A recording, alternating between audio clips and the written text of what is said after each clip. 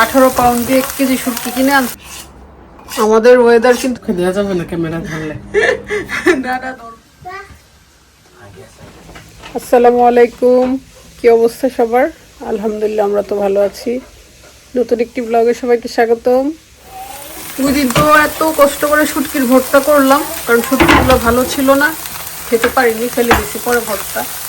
আজকে 18 পাউন্ড দিয়ে 1 কেজি শুটকি কিনে আনছি, তারপর এখন ভর্তা করতেছি। ভর্তার জন্য সব কিছু রেডি, লাল মরিচ, লাল পেঁয়াজ।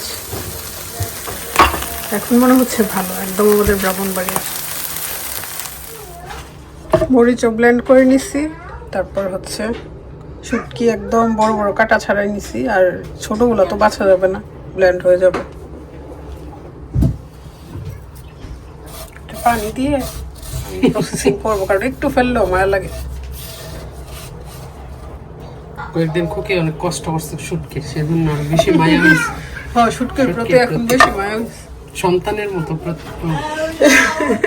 সন্তানের মতো না, একটু সন্তানের সাথে তো কারো তুলনা হয় না।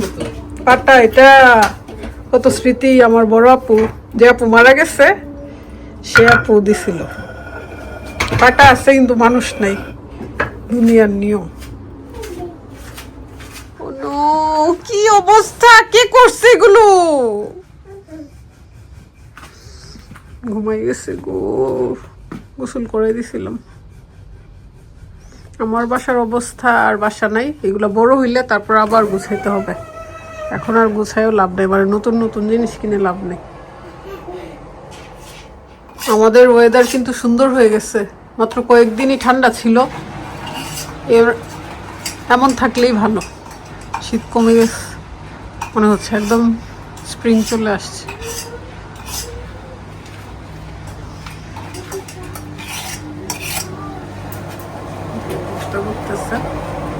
আজকেও মশলা ভালোই হবে, ব্লেন্ড করলে কত আরাম, বাটাবাটির ঝামেলা নাই। শুধু পেঁয়াজ আর ধনিয়া পাতা একটু ব্লেন্ড না বেটে নিবে, তাহলেই ভর্তা রেডি। এটা কিন্তু মেইন ইনগ্রিডিয়েন্টস, শুটকি আর হচ্ছে মরিচ। তখন আর কাটা থাকে না, একদম ব্লেন্ড হয়ে গেছে। রুফিও খাইতে পারবে, রুফি অনেকদিন ধরে লাল ভর্তা চাচ্ছে, ওরা খুব পছন্দ করে। আমি তো ভাত খাবো হইলি। লবণ দিয়ে দিব, আমাদের 2 বোনের কিন্তু খুব পছন্দ ভর্তা, আর এপির হচ্ছে পছন্দ বেশি পেঁয়াজ। আমরা এটাতে রসুন ইউজ করি না, অনেকেই করেন, বাট করলেও মজা হয়। বাট আমরা হচ্ছে রসুন কেন জানি খেতে পারি না। বিশেষ করে রসুন দিলে না ভর্তাটা ইয়ে থাকে না, সেম টেস্টটা থাকে না। অনেকের কাছে ভালো লাগে। লবণ দিব,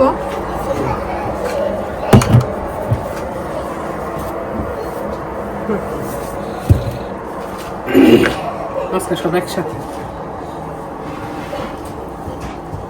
আগে এটা মিশবে ধনিয়া পাতা।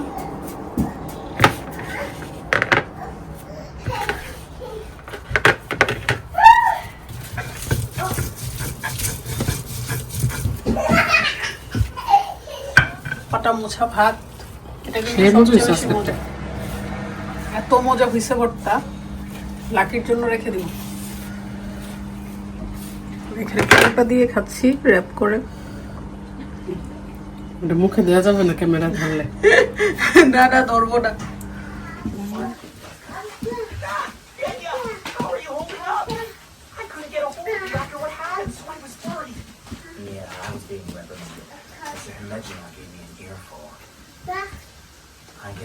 দিনহাস আসছে, অনেক কিছু নিয়ে আসছে। এটা অবশ্য আগে কখনো খাইনি, দেখি। ফিশ ফিঙ্গার খাইছি, বাট এটা নাকি ভেজিটেবল ফিঙ্গার। আর হচ্ছে ক্রেজি হট সমোসা, এটা খাইছি, এটা অনেক বেশি মজা। পুরিটাও মজা। চিকেন ফ্রাইগুলো আগে করতেছি, আর বাচ্চাদের জন্য অবশ্য পাস্তা বসাইছি, এটা ইশাল খাই। ডালও করলাম, এখন করলা ভাজি করতেছি। ভর্তার সাথে কিন্তু করলা খুবই যায়, ডালও যায়। রসুল বাবা হচ্ছে করলা ভাজি দিয়ে খাবে, সে তো আর ভর্তা খাবে না।